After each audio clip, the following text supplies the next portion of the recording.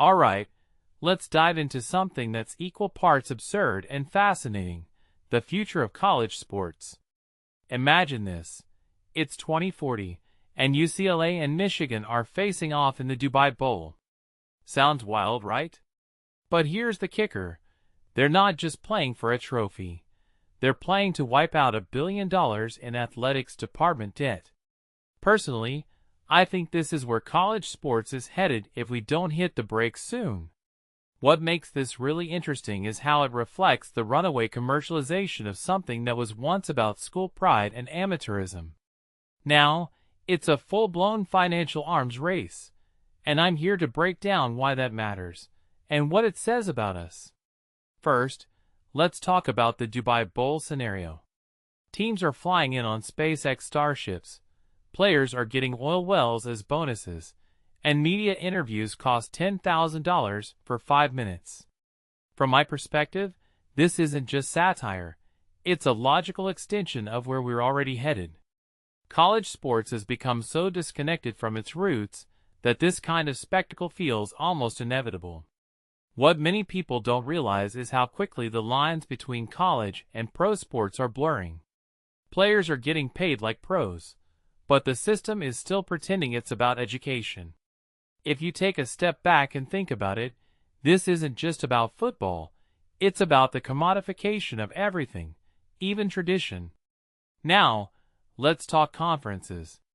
UCLA is in the Four Corners Conference, where schools are 3,000 miles apart.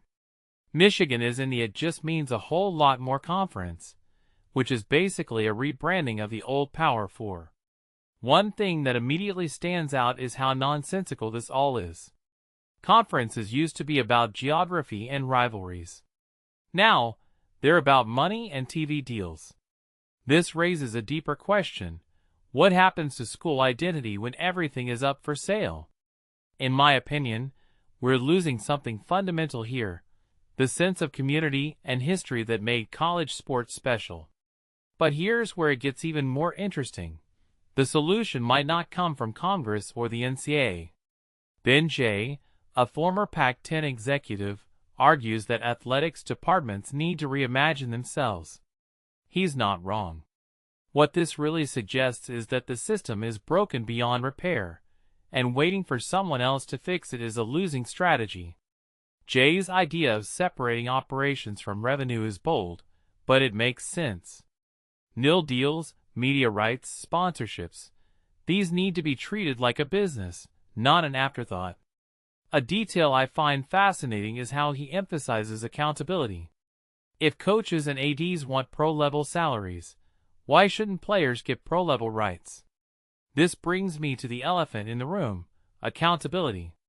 A former UCLA administrator told me that athletics departments should operate independently, without university bailouts.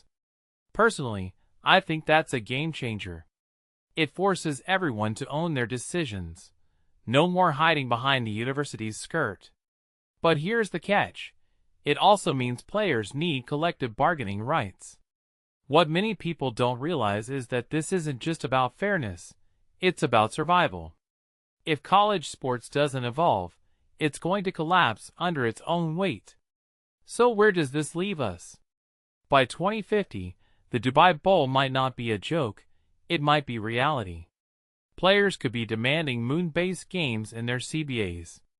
What makes this really interesting is how it forces us to confront what college sports is supposed to be.